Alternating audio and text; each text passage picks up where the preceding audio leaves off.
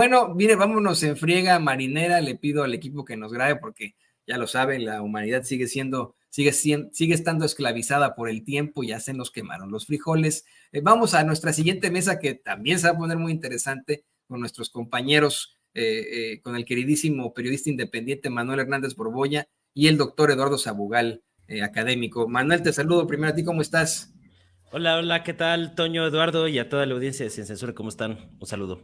Bien, bien, bien, doctor. Yo me imagino que también vas a estar muy, muy feliz con las determinaciones que han hecho ahí en Chile, respecto a, pues, las condenas a estos 7 infames responsables del asesinato de Víctor Jara y, bueno, lo que no estuvo bien, el suicidio del otro. Pero te saludo también con mucho gusto. Sé que es un tema que a ti te apasiona. ¿Qué tal, Toño? Sí, así es. Hola, Manuel. Hola, a toda la audiencia. Sí, con gusto aquí para platicar estos temas. Pues, ¿qué les parece que vamos primero a hablar de precisamente ese planteamiento que se hace en la mañanera? Hoy en la mañanera se habla de marxismo, se habla de comunismo, se habla de golpes de Estado, se habla de Salvador Allende, del recurso de la ultraderecha en muchos estados para pues enfrentar a gobiernos democráticamente elegidos, y cómo es que siempre se basan en un fantasma, algo que ellos dicen pues que todavía existe y que asusta a los niños, que no los deja dormir, que es el marxismo, comunismo y etcétera. Hoy el presidente lo deja muy, muy claro, ¿no? Yo aprendí sobre el marxismo, dice el presidente en la universidad, como doctrina política, ¿no? Es una situación que me permite entender al país de alguna otra forma, pero en estos momentos a lo que nos enfrentamos es a otra ideología. Él dice que es el humanismo mexicano, algo que me parece, Manuel, de alguna otra forma sí tendrá alguna repercusión histórica. ¿Cómo ves estas declaraciones del presidente y ese recurso tan usado de la ultraderecha de condenar al comunismo y siempre sacar esta carta, pues, que ellos creen que sigue funcionando? Yo creo que ya no, yo creo que hoy le dices a un joven de 17 años, oye, te quieren hacer comunista, te va a decir, ¿cómo qué? Bueno, ¿qué opinas, Manuel? Sí, pues ya no tienen el mismo impacto esos asuntos que antes, de la misma manera que los medios tradicionales, la radio, la televisión, ya no tienen tampoco el mismo impacto que tenían hace 20 años, por ejemplo, ¿no? Porque, digamos, las redes sí abrieron una ventana para que mucha gente se informe con otras opciones a las que antes no había acceso, y creo que eso también ha ayudado a regular un poco, al menos en México, la conversación, aunque también desde el otro punto de vista, sí, pues mucha gente ya tiene muy arraigadas estas ideas en contra de todo lo que huele a socialismo, comunismo, este asunto, pues ya por una cuestión pues de tradición o de muchos años, del bombardeo de muchos años al que han estado expuestos, pues a lo mejor sí ya causó estragos irreversibles, ¿no? Pero digamos, hay un sector de la población pues que ya no se traga tan fácil esas cosas, y pues ahí están las encuestas, ¿no? O sea, más de 60% de aprobación al mandato de López Obrador, a pesar de tener a prácticamente todo el aparato mediático en contra, junto con algunos ahí resquicios del régimen neoliberal, como lo estamos viendo en la Suprema Corte de Justicia de la Nación y en el Poder Judicial, en donde se han atrincherado los conservadores, y a partir de los espacios que todavía ocupan en este Poder Judicial, pues están tratando de regresar al poder y de operar políticamente para beneficiar al bloque opositor. Y lo estamos viendo muy claro pues con el actuar de ministros como Luis María Aguilar, Norma Piña, quien en estos días amagó con que no va a haber normalidad democrática si no le aumentan el presupuesto de 4% al Poder Judicial, ¿no? Que realmente pues, muestra esta pugna política que existe actualmente en México, pero creo que pues ya estas arengas en contra del comunismo, socialismo, pues ya tampoco surten el mismo efecto, precisamente porque pues la manera en que el modelo neoliberal pues se ha estado exhibiendo cada vez más sus limitaciones y el desastre que ha dejado en países como México, pues es cada vez más difícil de ocultar, aún con este aparato mediático que pues sigue ahí mandando bombas de confusión para despistar a los ingenuos. Sí, y le pido al equipo que nos grabe para escucharte también a ti, doctor Eduardo Sabugal. Tú como académico, ¿Cómo lo ves? ¿Qué te dicen tus alumnos? ¿Has tenido la oportunidad de escuchar algún alumno consternado, alumna consternada por el comunismo? ¿Tú los ves ahí, pues no sé, ¿no? Cogitabundos, preocupados, desvelados por el fantasma del comunismo? No, pues no, sin duda no. De hecho, bueno, leemos a Marx también. Yo me las he ingeniado para poder explicar algunas cosas como modelo teórico analítico. El marxismo sigue siendo súper vigente para analizar cosas básicas en torno a los modos de producción.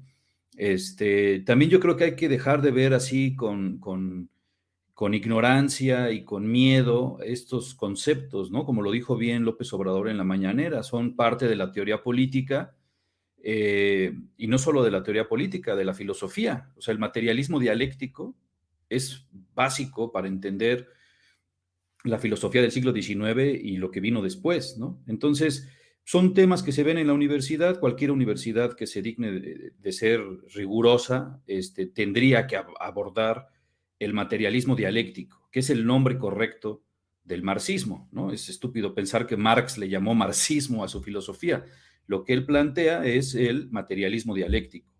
Hay dos Marx, ¿no? El Marx joven, que es antropólogo, y el segundo Marx, como le llama la bibliografía, pues ya es el Marx economista, ¿no? Digamos, lo que la gente común y corriente conoce es la parte del modelo económico que plantea Marx a partir del Manifiesto Comunista, etcétera, pero hay una buena cantidad de páginas de El Capital de Marx, pues dedicado a la antropología, a explicar cómo se formaron las sociedades civilizatorias, ¿no? Desde que el Homo sapiens es Homo sapiens sapiens. Entonces es básica la antropología, la sociología marxista para entender un montón de fenómenos, ¿no? Entonces, en ese sentido, también hay que dejarle ya de tener miedo al concepto de marxismo como si fuera algo, como si fuera una logia satánica o una cosa así, ¿no? Entonces, bueno, yo creo que lo que hay que resaltar es justamente lo que dijo López Obrador, que él no necesita referentes externos, sino que basta echarse un clavado en la historia de México para encontrar a los hacedores del pensamiento humanista mexicano, y que eso es lo que él está defendiendo. Entonces, respecto a que si todavía hace mella estas cosas como de tenerle miedo al virus del comunismo, sí y no. Es decir, ya la juventud, no estamos en la época del macartismo, ya la juventud está más informada, más consciente, pero sí hay un temor, sobre todo en las clases medias bajas, este temor a la sacrosanta propiedad privada, ¿no? Porque creen que el marxismo o el comunismo atenta contra la propiedad. Y no es así, porque hay muchos tipos de propiedades. La propiedad privada no es la única propiedad. Entonces, cuando se habla de defender la propiedad pública, ahí es cuando les da escozor a una clase media aspiracionista, ¿no? Y entonces, por eso siguen usando el concepto comunista para generar ese miedo, ¿no? A que tú vas a perder cosas que son exclusivamente tuyas. Y por otro lado, también el concepto de lo público. O sea, yo creo que hay que revalorizar lo público, ¿no? Es decir, si tú te subes a un microbús o al Tren Maya en un futuro, si te sientas en la banca de un parque, son tuyos esos, es tu propiedad, porque es parte del Estado, y la sociedad civil es parte del Estado, ¿no? Si nos ponemos gramscianos. Entonces, hay que enaltecer la propiedad comunitaria, ¿no? No necesariamente comunista, pero sí comunitaria. Entonces, yo creo que al margen de que si sigue dando miedo o no, sí hay ahí una ignorancia profunda sobre estos conceptos. Yo creo que sería bueno empezar a dar talleres o cursos para informarle a la gente qué es y qué no es el comunismo, ¿no? O el marxismo. Sería buenísimo, pero imagínate, doctor, si no quieren aceptar que se mencione en un poema, en un solo libro de texto, ¿no? Que se mencione el concepto, que se hable de los procesos en los libros para los maestros, ¿no? Imagínate, ahora que quisiéramos decirles, oigan, no, es que este es el materialismo dialéctico, este es el materialismo histórico, etcétera, etcétera, etcétera, etcétera, ¿no? El comunismo es una utopía, por ejemplo, pues se van pero de boca todos y nos llamarían los satánicos comunistas, y ahí lo veo yo como nos iría. Pero bueno, ¿qué les parece que vamos al siguiente tema? Y le voy a pedir al equipo que nos grabe. Debo reconocer que Manuel Hernández Borbolla, sin que yo lo conozca físicamente, pues a mí me parece que ha sido un periodista muy objetivo a lo largo de su carrera. Él, sin pelos en la lengua, constantemente habla de lo que él considera en sus reflexiones, incluso si se trata de críticas muy honestas, duras, pero respetuosas al mismo presidente López Obrador. Y me gustaría escuchar tu comentario, Manuel, después de unas declaraciones también interesantes del presidente hoy sobre la Suprema Corte de Justicia de la Nación. Efectivamente, el presidente designa en su sexenio a 4 ministros de la Suprema Corte de Justicia y tiene el apoyo de uno más que después pues, se convirtió en Swiftie y ya nada más va a conciertos de Taylor Swift. Pero en esta circunstancia, 2 de esos ministros de la Suprema Corte resultaron ser más conservadores que Gilberto Lozano, ¿no? Y en esto está Margarita Ríos Farjat y el otro se me fue su nombre, que tiene uno de estos apellidos de súper alto pedorraje, González Alcántara Carranca, una cosa así, ¿no? Se le van encima y hoy le preguntan en la mañanera por qué no hace lo mismo que Zedillo, desmantela la Suprema Corte de Justicia de la Nación, designa a sus propios ministros, en un momento en el que yo sí lo digo con todas sus letras, ¿no? Vimos una crisis en este Poder Judicial y ahora sí que se justificaría. El presidente dice que no va a tomar una decisión unilateral y creo que es algo que no le ha perdonado mucha gente, pero que le perdonará la historia, ¿no?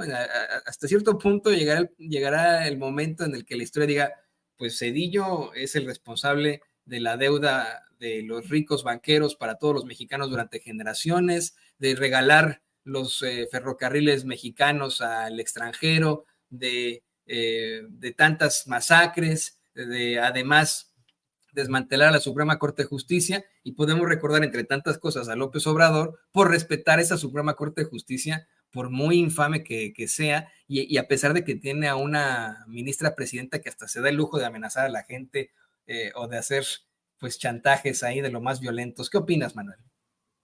Sí, pues yo creo que de alguna manera pues es el reconocimiento del presidente López Obrador que se equivocó en la designación de estos perfiles de la Corte, porque bueno, hay que también matizar, ¿no? Porque también hay que recordar que los ministros de la Corte tampoco están obligados a hacer todo lo que convenga al presidente en turno, ¿no? Eso también, ojo con eso. A mí, por ejemplo, me parece, pues yo, lo que he dado seguimiento, me parece que las resoluciones del ministro Carrancá, pues han sido más fundamentadas, pero en el caso de Margarita Ríos Farjat, que estuvo como titular del SAT al inicio del gobierno de López Obrador y después fue propuesta para la Corte, pues sí, como si hubieran puesto a un panista ahí, ¿no? O sea, absolutamente todos los temas votando en contra de manera muy, muy abierta. La alianza que llegó a tener en un momento con Arturo Saldívar, pues nunca fructificó en esta limpia del Poder Judicial. El ministro Saldívar pues ya está más enfocado en ser fan de Taylor Swift, que también es una cosa bastante peculiar, diría yo, la manera tan exacerbada en que manifiesta este asunto. Pues es curioso cómo está el atorado ahí el tema del pleito con el Poder Judicial.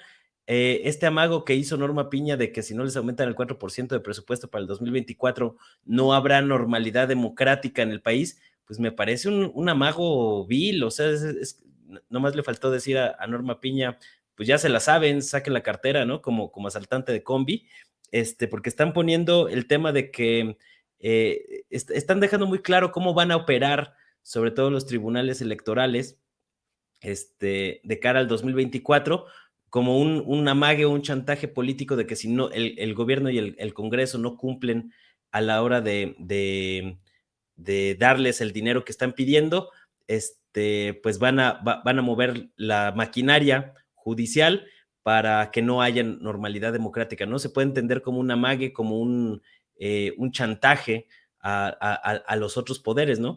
Y me parece que pues en la Suprema Corte pues andan muy chiflados porque precisamente se sienten todavía como bastión del bloque conservador y no están midiéndole pues que vienen elecciones y me parece que hay un escenario inmejorable para proponer una reforma a fondo del Poder Judicial, porque es increíble que ahora el Poder Judicial quiera convertirse en una especie de superpoder por encima del Ejecutivo y del Legislativo, boicoteando todo lo que provenga de ahí, porque tienen una postura política distinta. Cuando los ministros de la Corte, a diferencia de los otros dos poderes, el Legislativo y el Ejecutivo, pues no provienen ni siquiera del voto popular, sino de acuerdos políticos entre los grupos que tenían secuestrado al Estado mexicano durante el régimen neoliberal. Pues ahí está el caso de Luis María Aguilar, que fue propuesto por Felipe Calderón y desde 2009, y lo hemos padecido desde 2009 en el cargo, ¿no? Y esta longevidad que tienen, ¿no? Esta alta duración que tienen en sus puestos los ministros de la Corte, es precisamente pues también parte de una estrategia de cómo se ha configurado el sistema político mexicano y cómo para mantenerse en el poder, incluso cuando salgan en la presidencia o en el legislativo, ¿no? O sea, vimos en el cambio de régimen de 2018 un cambio profundo en la correlación de fuerzas en el Congreso y en el Ejecutivo, pero no lo hemos visto en la Suprema Corte de Justicia de la Nación, en parte por los errores que cometió López Obrador y que ha reconocido públicamente en sus decisiones, porque al quererse ver demasiado moderado, pues acabó poniendo a perfiles o proponiendo a perfiles pues que son más afines ideológicamente a la derecha. Lo que pasa es que, y algo similar pues es a lo que venía ocurriendo en el INE, ¿no? Estos resabios, estos remanentes del régimen neoliberal se niegan a desaparecer y los sectores opositores junto con el brazo mediático están viendo en estas instancias de poder pues una manera de seguir alimentando la política golpista o el discurso golpista que se ha venido construyendo desde la oposición, porque están viendo que para el 2024 no les van a alcanzar las fichas para ganar en las urnas, entonces andan buscando otros métodos para conseguirlo. Y ahí está el caso de Guatemala, que es un tema muy, muy reciente de cómo el Poder Judicial allá pues estuvo metiendo mano para tratar de torpedear al candidato de centroizquierda, que al final se impuso por el voto popular, pero que aún así, pues ahí sigue la disputa con estos metapoderes, ¿no? Que han sido utilizados para dar golpes de Estado en varios países de América Latina. Lo hemos visto en el caso de Perú con Pedro Castillo, lo hemos visto en el caso de Lula da Silva en Brasil, y el golpe que le dieron a Dilma Rousseff. Y me parece que eso es más o menos como la tendencia que están tratando de implementar en México, pero yo no sé si con estos berrinches de que si no les aumentan el presupuesto no va a haber normalidad democrática, lo van a conseguir, porque realmente lo único que están haciendo en la Corte pues es evidenciar que lo que les interesa no es la impartición de justicia ni nada de esto, sino más bien proteger a la mafia judicial que se ha enquistado en este poder del Estado mexicano. No, y tiene una falta de cordura, de humanismo incluso, de conciencia, no sé, ¿no? De decencia en ese poder judicial. Y le pido al equipo que nos grabe, que con la mano en la cintura, cualquier juez, magistrado, ministro, puede destruir la vida de una persona en una tarde, sentenciándole o simple y sencillamente dictando alguna prisión preventiva que puede durar décadas, ¿no? Como ocurre en el caso de Israel Vallarta, y sin ningún tipo pues, de justificación, punto número uno, y sin enfrentar algún tipo de consecuencia en caso de que se trate de una circunstancia injusta. Querido doctor Sabugal, ¿qué podemos hacer con una Suprema Corte de Justicia, por ejemplo, que hoy hemos visto está llena de bullies que nos quitan el lunch a la hora del recreo y que nos dicen, ¿y qué chingados? ¿Qué vas a hacer? ¿No? De bullies cuya presidenta, como bien menciona Manuel, pues viene ahí a chantajear ahí, pareciera el cuate que se sube a la combi a decir, ya se la saben, celulares y carteras, ¿no? Imagínense, ¿no? ¿Qué podemos hacer con una Suprema Corte así? Como mexicanos, tenemos en estos momentos un plantón de personas afuera de la Suprema Corte de Justicia de la Nación pero estos señores siguen saliendo con la suya, ganan lo que ganan, tienen las prebendas que tienen los privilegios más altos en la nación, y pues ahí siguen enquistados, doctor. Sí, lamentablemente sí. Mira, bueno, López Obrador fue muy claro en la mañanera, ¿no?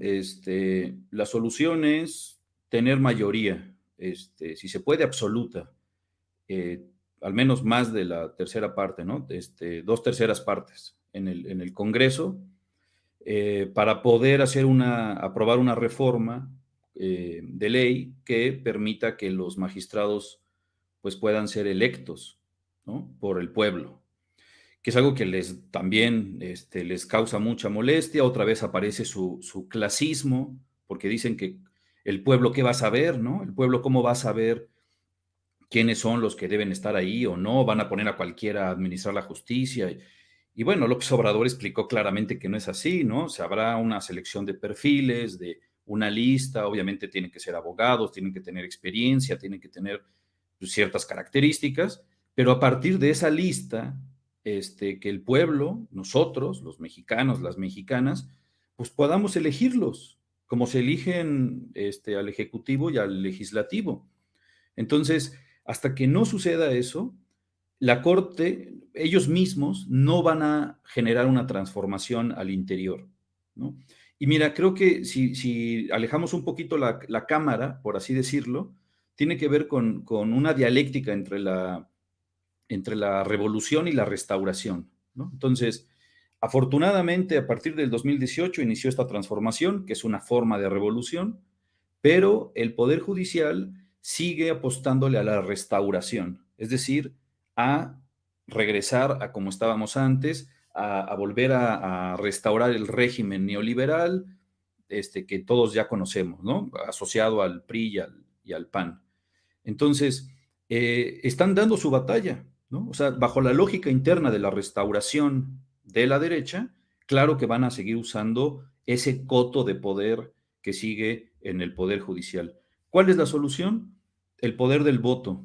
Nuevamente lo dijo López Obrador en la mañana, y eso, o sea, el plan C, digamos, es votar masivamente por Morena, ¿no? Por el partido que haga que la cuarta transformación no se quede solamente en el Ejecutivo o en el Legislativo, sino que también dentro del Poder Judicial sea posible un Poder Judicial no a modo con el Ejecutivo, ojo, ¿no? No es que quiera cooptar a los jueces, no.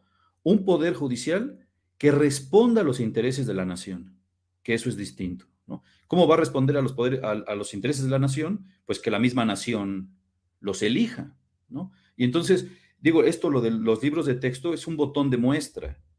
Otro botón de muestra, lo dijo Andrés Manuel en la mañanera,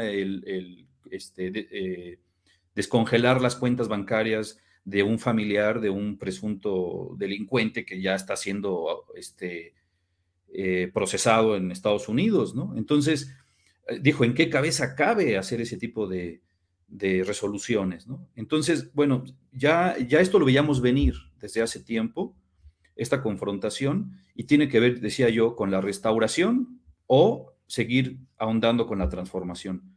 La solución solo es una: votar masivamente por los partidos o el partido que nos permita tener mayoría en el Congreso, mayoría absoluta si se puede, lo repito, para poder reformar eso y que se puedan elegir los magistrados. Sí, el llamado plan C, D, E, F, G, H, I, J, K, L, M, N, pero que efectivamente estaría en nuestras manos el próximo año, y pues a ver qué pasa con todo esto. Mientras tanto, queridos compañeros, insisto, el tiempo es el gran malvado de esta historia, más malvado que los panistas, más malvado que Calderón, el que ustedes quieran. Pero yo les quiero agradecer que se hayan conectado con nosotros, que nos puedan aportar con estos grandes análisis. Estábamos contigo, doctor. Por favor, compártenos tus redes sociales. Gracias, Toño. @perifoníaR. Un saludo a Manuel, a ti, Toño, y a todo el auditorio. Ahí lo tiene usted, al gran académico, el doctor Eduardo Sabugal, aquí en Sin Censura. Querido Manuel, también por favor compártenos tus redes sociales. Muchas gracias. Y un saludo también para Eduardo, para la audiencia. Y ahí estamos en Manuel H. Borbolla en Twitter de tiempo completo y también en el Facebook Manuel Hernández Borbolla. Ahí estamos subiendo este y otros temas, siguiendo muy de cerca el pleito con el Poder Judicial precisamente. Muchas gracias Sí. y saludos. Revísenlos ambos en sus redes sociales, muy interesante lo que siempre plantean por ahí. Bueno, pues ahí también está el periodista independiente Manuel Hernández Borbolla aquí en Sin Censura. Y bueno, le pido al equipo que por favor nos grabe